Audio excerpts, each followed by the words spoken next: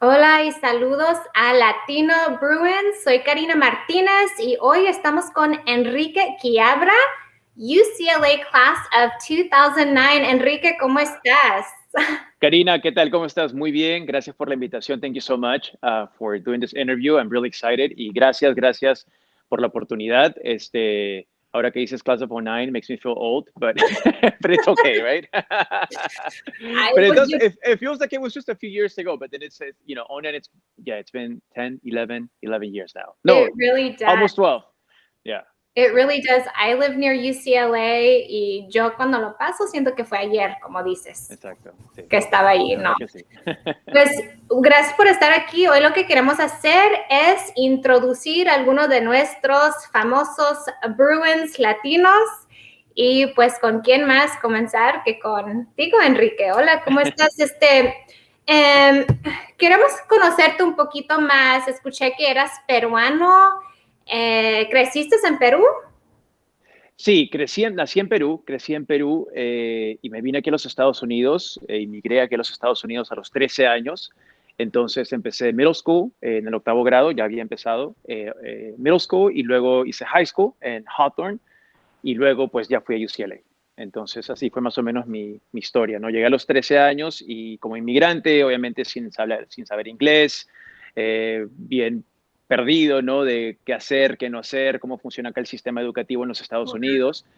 Afortunadamente tengo un tío que ya tenía muchos años viviendo aquí en Los Ángeles y más o menos como que me ayudó, me guió un poco para saber, ¿no? Qué es lo que tenía que hacer. Y bueno, fue un camino difícil, obviamente, porque imagínate llegar a esa edad sin saber el idioma y empezar a tomar clases, pues es complicado, ¿no? En esa época creo que todavía se llamaba ESL o creo que ya era ELD, no me acuerdo, no sé cómo se llamará ahora, pero estaba básicamente con un grupo de estudiantes como yo, que acabábamos de llegar, la mayoría eran de México, de El Salvador, yo era creo que el único peruano, o de repente había otro más por ahí.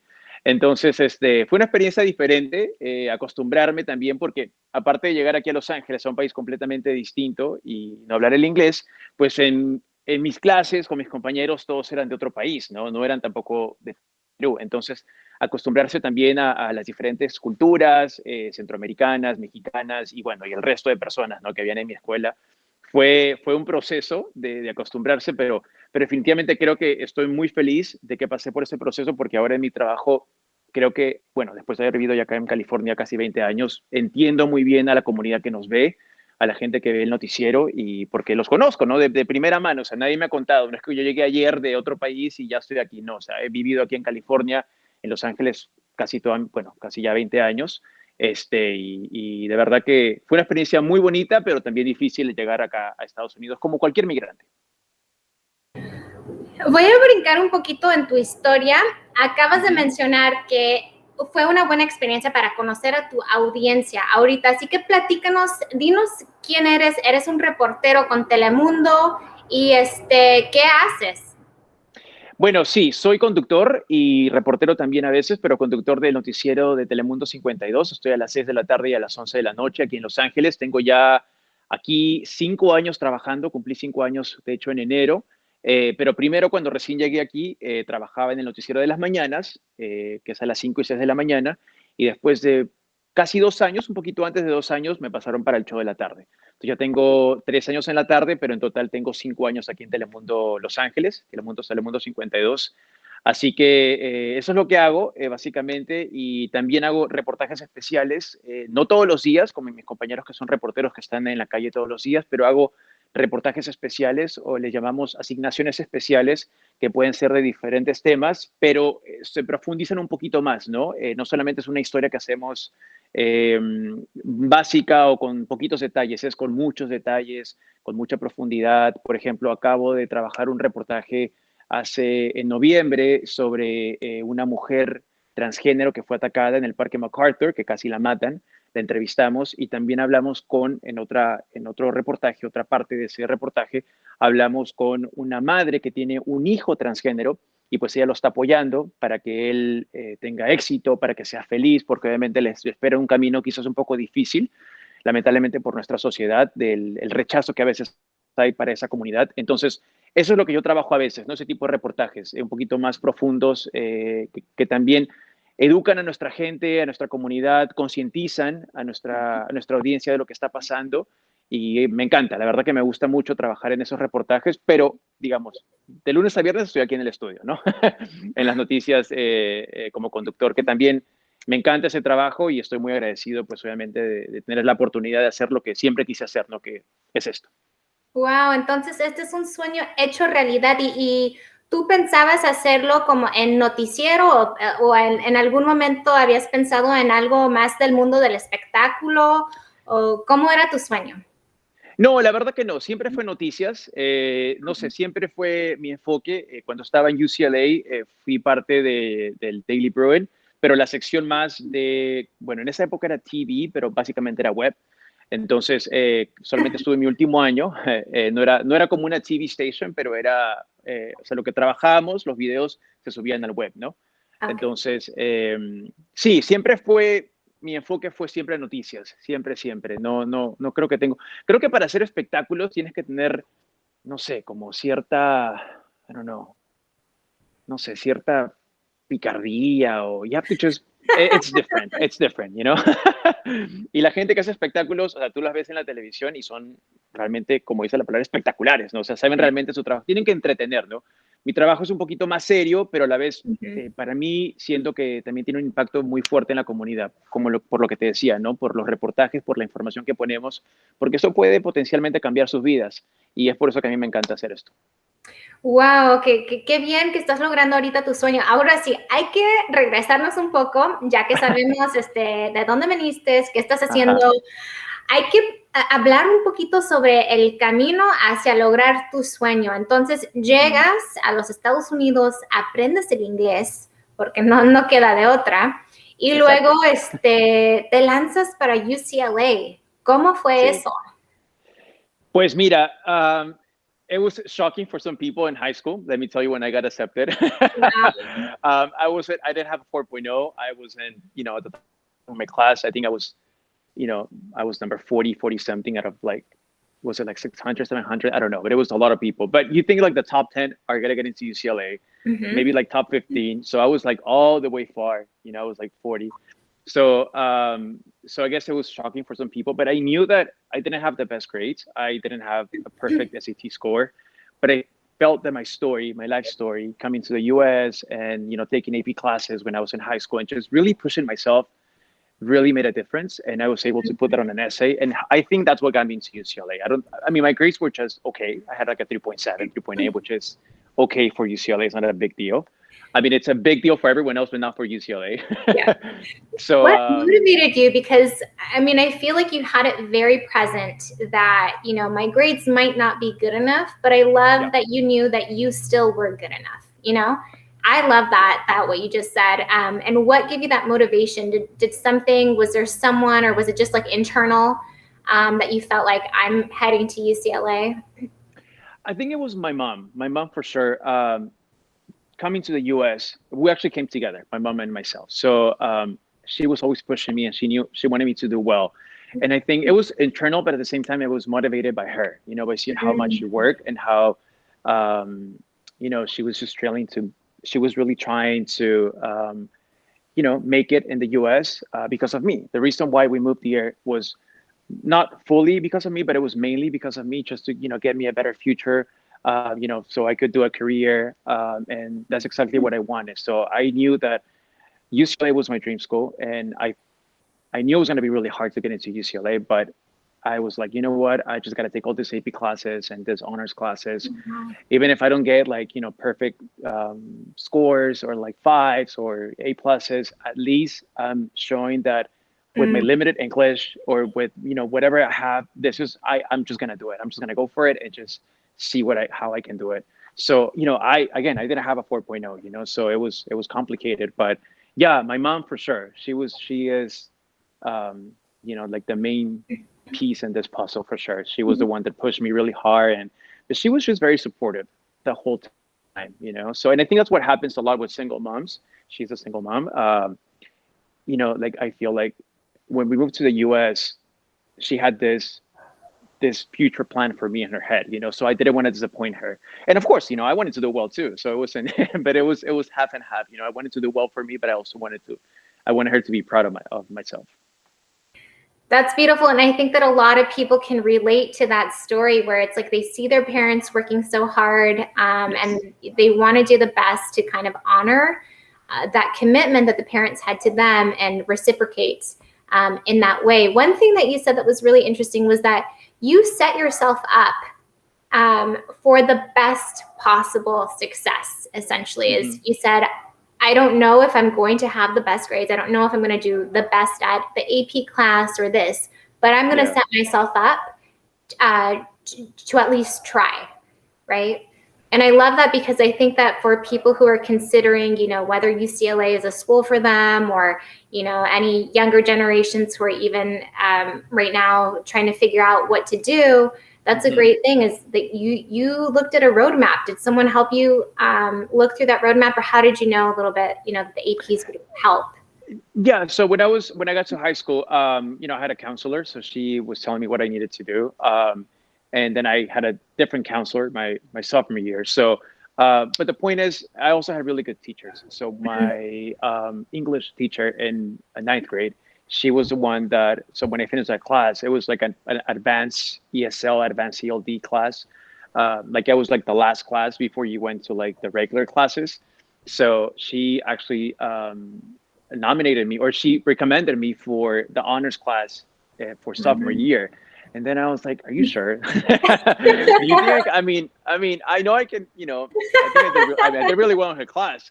Then I was like, this is gonna be intense because like these kids are like really smart, and I'm not 100% comfortable with. Yeah, I can speak, but back then I could speak, and my writing was decent, but I don't know if I could actually, do well in a class that it's so advanced. So I ended up applying for that class. I got in the class. I did really well in the class. Of course, the teacher knew, my background. She knew that I had just moved like 3 years before to the US. So I was a little limited as far as, my vocabulary, my writing was not, of course, the best. But my teachers, I think they saw that I wanted to do well, that I was really working hard. So I did well. So it was also, I think my teachers were a big part in this whole thing. That's really great. So, okay, do you remember at all when you got the notification that you were accepted to UCLA? Do you remember what that did? Oh my God. Yes. Yes. Yeah. So that morning we got to class, and then one of my classmates, she said, "Oh, I got into UCLA." So I was like, "Oh, they're already sending the decisions, right?" So then I get home, back then, this is in '05. So back then, we didn't have like smartphones. So I get home, I get on the computer, and then I open the thing, whatever. And then when I read the word congratulations, I started crying. I was like, oh my God, I freaked out. So the first thing was like, I called my mom, and I was like, I got into UCLA, mama. You did it without your mom there? What? You did it without your mom there? Well, Like, she was at work. Yeah. Well, she was at work. Yeah. So I was like, no, I know I have to do it on my own, because if I don't get in, then, so she was at work, and then I called her, and then I was like, I got into UCLA, and I started crying. Like that was like I think that was the first time that I cried out of happiness in my life. Because, I'm sure I cried many times before because I was sad or whatever. But that was like, but when I would watch TV back then and I would see people crying out of happiness, I was like, wait, why are you crying out of, like, that concept didn't make sense in my head. So that was the first time that I cried because I was so happy. And my mom was like, yeah, don't worry, you're going to do well. You're going to be fine. I'm really proud of you. And I just kept on crying. So yeah, it's actually, that's one of the moments in my life that I'm never going to forget because it was so meaningful and so important in my life. So that's so awesome. So did your mom have any, like, was she worried about you going to school? Was she just like, yes, you got this? Like, oh no, she was supportive. She was like, go. Like she was ready for me to go. But of course she was a little upset because I wanted to live in the dorms. So yeah, so like that whole separation thing was a little complicated. Classic Latina She was mom. 100%. Yes. But she was really supportive. And when she dropped me off in the dorms for FSB, I don't know if I'm sure they still have it, but that was like the summer program that we used to have. Yeah. So when she dropped me off with my stepdad, she started crying, and I was like, "Oh my god!" But that was like the first time that we were gonna be separated, like not living in the same state. You know, Wow. like Yeah. first time ever.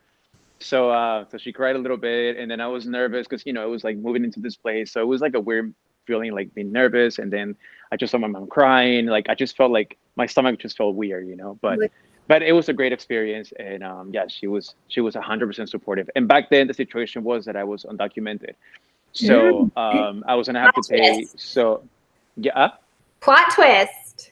yeah, I know, en la novela. So the plan was for me to work and pay for my dorm, and then she was gonna pay for my tuition. So Wow. yeah, so we did that my first year, and then I became a resident my second year. So then it was, with financial aid, it was helpful. It was great. But my first year, I was undocumented. I was still undocumented. So yeah, so I was working. She was working hard too, and that was kind of like the thing. So I'm gonna pay for my dorm, and then she paid for my tuition, and so yeah, it was like this extra stress, like thinking, okay, well now I'm here, but not like all my friends were talking about getting their financial aid money, their checks, their Wow. loans, their grants, and I was like, well, yeah, I'm paying for everything. So, which is something that has changed now. Now students can get financial aid through the state, but back then, that law didn't exist. So, That's great. yeah, yeah. So that was also that was complicated, but it was great. That's right. And I think that you can highlight this a little bit better than I can, but putting this into context right now, we have certain programs like DACA that Yes. help, and we have money specifically allotted for students who are undocumented, in some cases in state, in California specifically. And we have, different programs because undocumented youth and advocates have worked so hard to get us to this point. And so we're Yeah. like really proud of them, and we have a lot more to go, but that is an incredible point. You've been undeterred so far with this story. It's really spectacular to hear about Thank you. this. What was it like at UCLA? Okay, so you get there, you're experiencing first year then is going to be, I'm imagining a few more challenges because you also have this additional burden of financial stress now. Yeah. What was it like? Was there any difference between first year? What did you do? Did you get into any clubs? Yeah, so I did FSP, which was really great because then I met a lot of people. So I had a bunch of friends when I started in the fall. So that was great. And then let's see, what did I do my first year? I was part of IDS, which is still the undocumented group on campus. So I was with them for a little bit. I got a job at Northern Lights, so I was like trying to get involved, and I just had like a really strong group of friends that we can that I could hang out with, and it kind of felt like home. Even though like I was in my own room with different roommates, I didn't start the fall completely on my own because I already had friends from FSB. Wow. So that was great. And actually, I still talk to a few of my friends from FSB. We have a chat room. So yeah, so we're like really close. So that was first year. Then my second year, I joined a Latino fraternity. So that was actually really fun too. I met a bunch of like really good friends, well, brothers, and we're basically friends. And then what else did I do? Then my third year, I was a member of NHJ, which is a National Association of Hispanic Journalists. And then it's like a national thing. Yeah. So they have, well, back then, I don't know if they still do, but they had like student chapters, so you can actually bring the chapter on your campus. So I did that. I created the chapter on campus for UCLA. So we had a few people. Oh, wow. I think we went up to like 15, 20 members at some point who were interested in journalism. Because, UCLA doesn't have journalism as a degree, as a school or as a program. So I thought, well, maybe there are some students out there just like me who are interested in journalism, but we just don't have the resources. So hopefully we can bring this chapter on campus and, bring guest speakers or just like do stuff together, just so we can prepare. And hopefully, once we graduate, try to get a job, internships, information, all that. So, Wow. yeah, that was my third year. Yeah. And then I joined the Daily Bruin. So, yeah. I love how nonchalant you are about it. You're just like, yeah, I'm the founding NHA at UCLA person. Yeah. No, that's pretty cool. So Thank you you. started also working for the Daily Bruin? I did, but on the video section. So Daily Bruin TV, it was called back then. And then I think it was Daily Bruin Video. So I just did videos, like stories. So they gave us cameras, so I can just go do stories, interview people, and then put it together, and it will be uploaded on the web. So that was pretty cool, actually. I mean, it was kind of stressful too sometimes, but it was actually really, really fun, and it was great practice for my first job that I got afterwards. Got So it. That's really cool. So you're you're doing this, and did you have it with you were taking into consideration that you wanted to have this career at that right. time? Yeah, I knew that I wanted to be a reporter since I was in high school. So I just didn't really know how to approach it, So I joined a journalism class when I was in high school, but it was more for the newspaper. So we would write articles for a newspaper. But it was kind of boring. It wasn't like really my thing. So yeah, and then I really wanted to go to UCLA, but then I knew that UCLA didn't have a journalism department, and then USC did, but then USC was way out of my budget. It was way too expensive. I applied to USC. I didn't even get into USC, so I was like, you know what, whatever. So I went to UCLA, which UCLA was my number one choice regardless, but I still applied to USC. So yeah, I just didn't know how to go around it. But what I did was, as soon as I got to UCLA, I met this girl, and then her sister used to work for Telemundo here in LA. So one day, somehow it came up that I wanted to be a reporter once I graduated, and she was like, "Oh, my sister works at Telemundo. Do you want me? Do you want me to get you information, maybe for like an internship?" And I was like, "Yes, yes, yes, yes." So that's how I got my first internship when I was at UCLA with Telemundo. So it's all about connections, networking, and Yes. random talks that just kind of come up, and that's how it works, because I didn't go to school for journalism, so. But also just making yourself available for these opportunities, right? I think that that's one of the key things that you've mentioned throughout this conversation too, is that you were setting yourself up to have the best possible chance to be where you are right now. Yeah, that's what I was trying, because I was thinking too, once I graduate, I'm not going to have a degree in journalism. So if I'm competing with these kids from USC or even from CSUN or Cal State Fullerton, I'm going to be very behind because I don't have the classes or the degree. So I said, you know what, let me just do internships as much as I can. I did 3 when I was at UCLA. So that way I have some experience and I meet people. And then that's why I joined NHJ. I went to their conferences. Then I did like the chapter thing at UCLA, just to get more experience on my resume, because I knew that I was going to be sort of at a disadvantage because I didn't have a degree in journalism. But it was my passion. I just wanted to be at UCLA too. But did you have any, you're so busy as the founding member of the NHJ chapter at UCLA and all of this, did you have a chance to go to any sports events? What was your what was your favorite like UCLA activity, I guess? Well, with the fraternity, we went to the tailgates, of course, so those were really fun. And then the games. So yeah, that was really fun. What else did I do that I'm thinking? Well, we had like a lot of, I think my second and third year were mostly with the fraternity. Like we had a lot of events with the fraternity. So, I don't want to say clubs, but parties, like those like fundraising parties, so we well-balanced life. Yeah. I mean, I had a great time. It was really fun. And then I became arrested in my second year, so I wasn't too stressed about, working as much as I was my first year. That's why I also waited to join the fraternity my second year, just so I could have more time for that and not be working 24/7. So yeah, so I don't know, what else did I do? Yeah, we had a lot of events with the fraternity. And also with NHJ, that was also a thing that on campus, but also off campus with conferences. And in their conferences, they would have this thing called the student projects. So they would, you would apply, and then they would pay for everything, but you would have to work kind of like a journalist throughout the whole conference, as a reporter or as an anchor or, different things, a writer, whatever.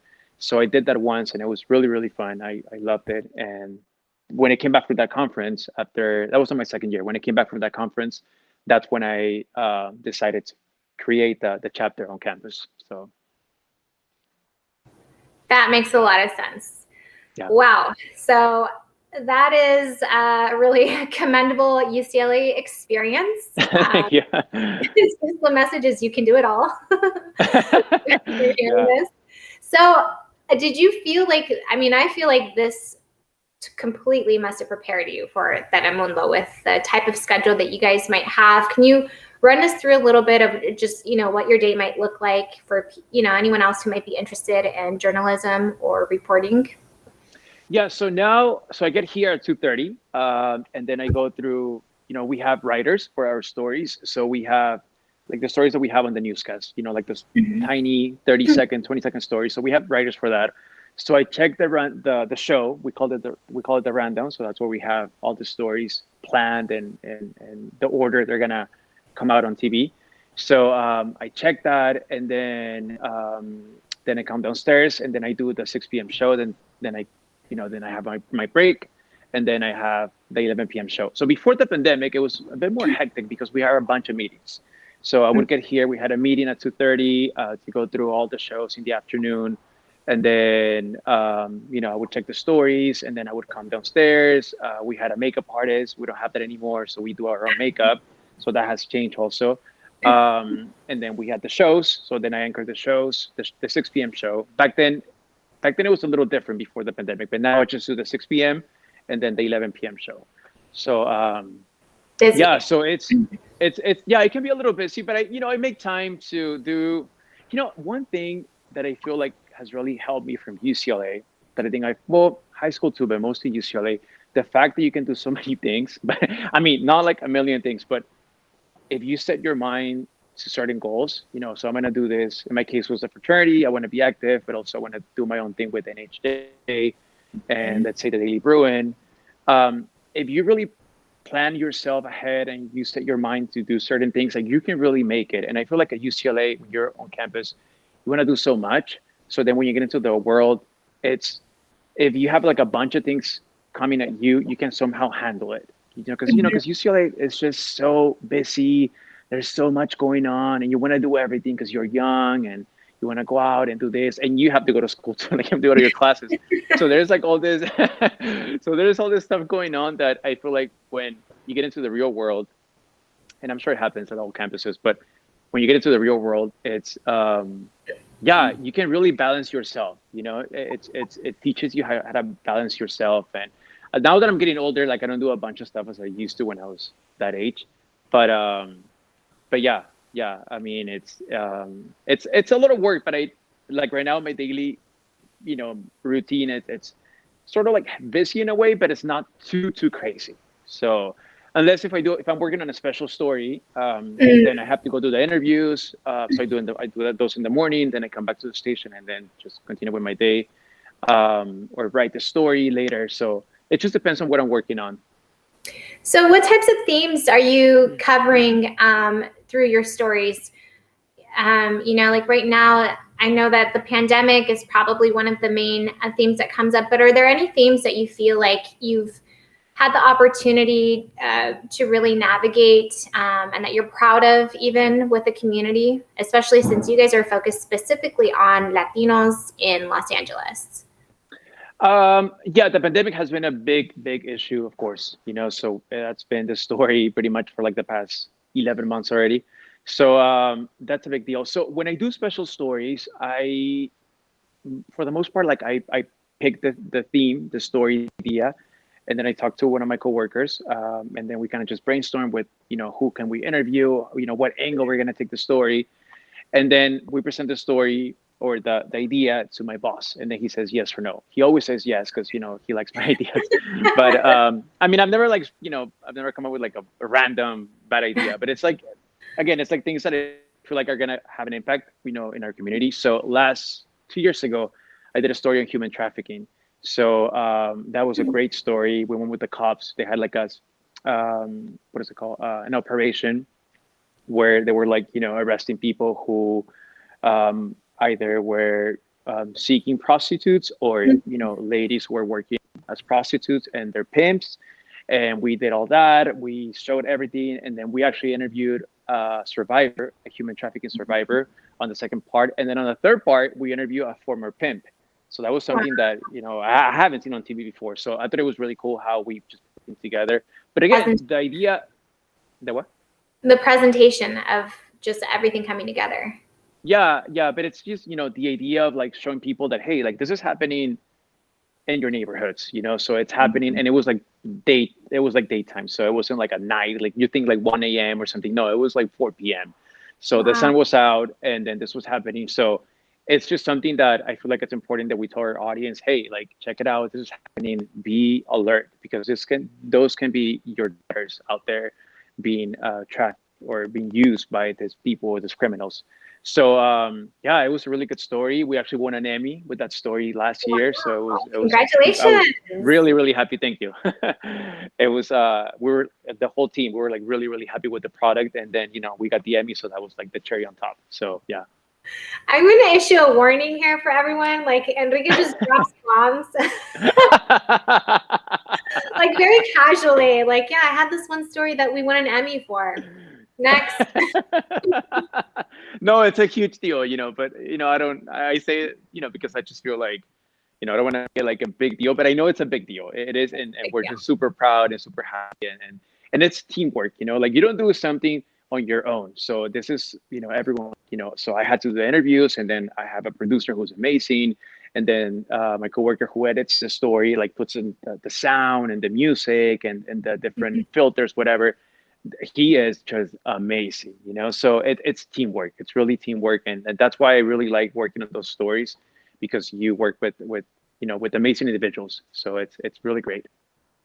I want to talk a little bit more about the pandemic, specifically Latino media's role in informing the Latino community. I mean, right now we know that LA is the epicenter in the US. I mean, it oscillates between different cities, but LA's been hit pretty hard.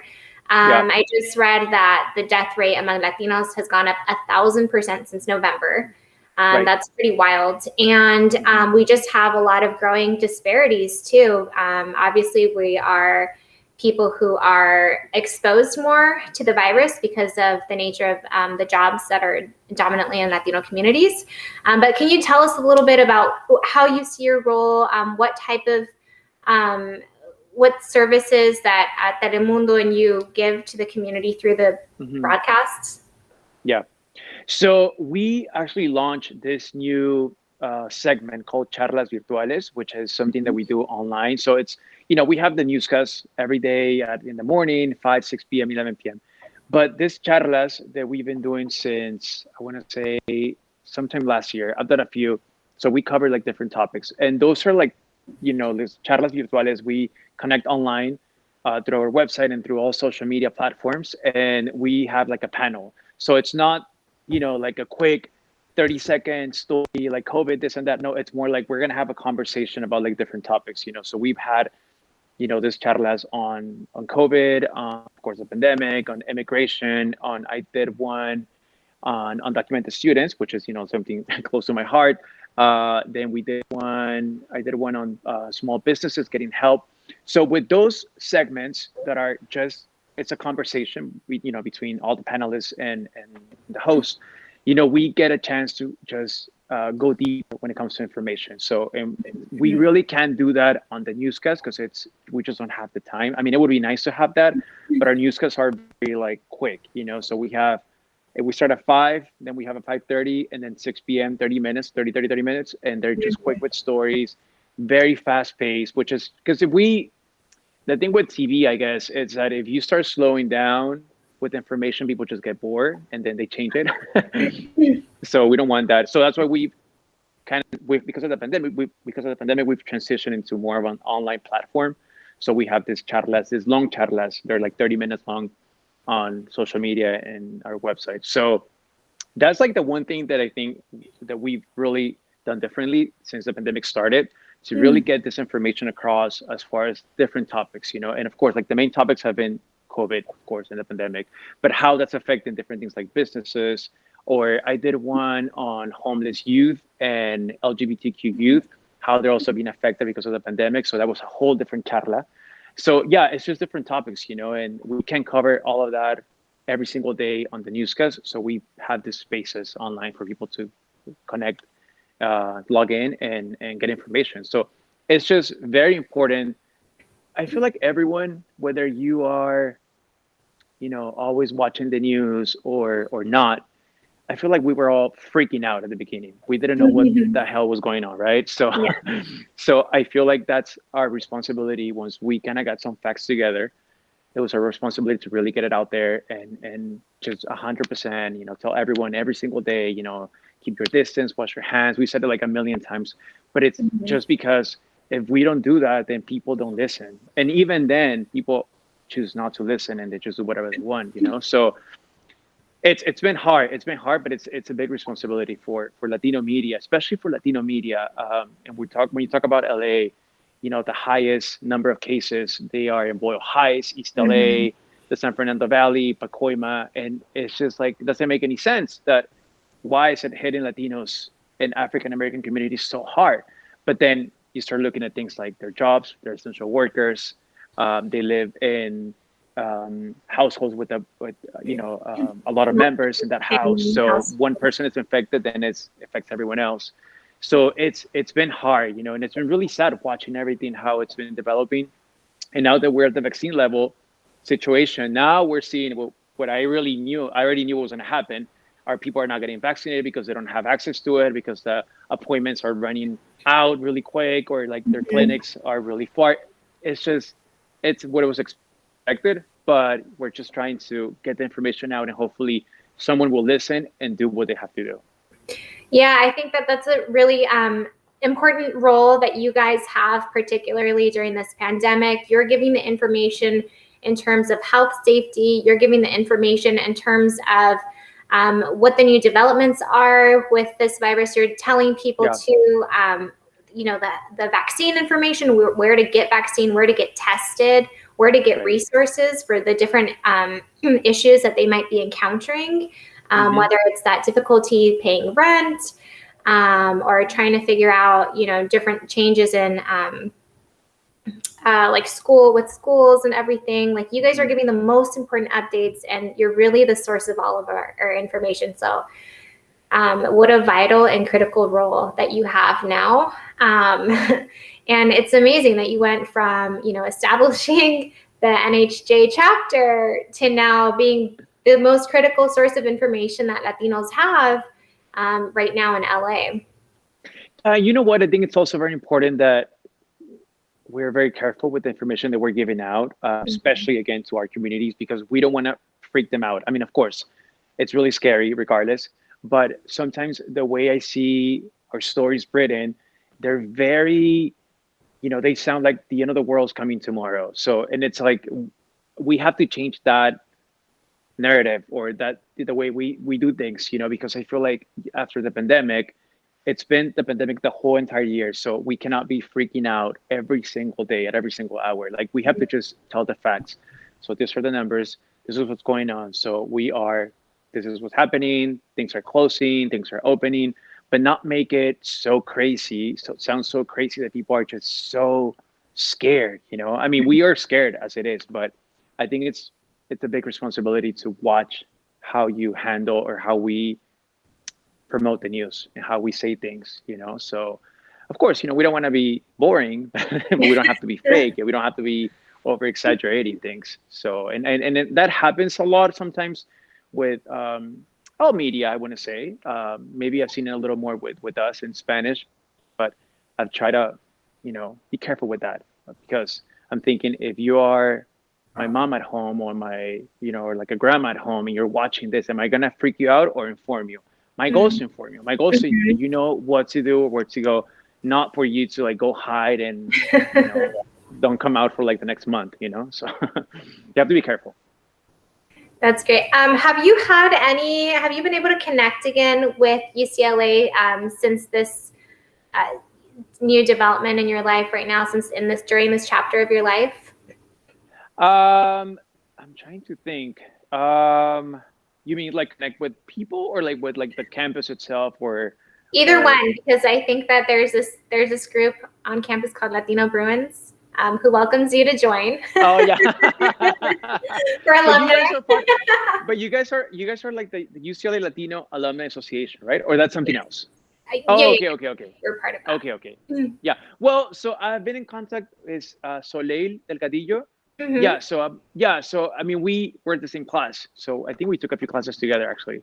Yeah. So we're the same age. Not, I don't want to say her age, but yeah. So we're like the same class. So I've been in contact with her a few times. I think we try to do. Yes, I did a few things. I think last year, or one thing with the new students. I sort of like not mentor, but like I got in contact with the student who was admitted to UCLA. So we had a chat, and then she was asking me all these questions. So that was like really nice to do. I don't think I've done more than that. I want to say, I think before the pandemic, like actually 2020, I said when the year started, I said this year I want to do a bunch of things in the community. Like I want to go out, I want to go to schools, I want to hopefully.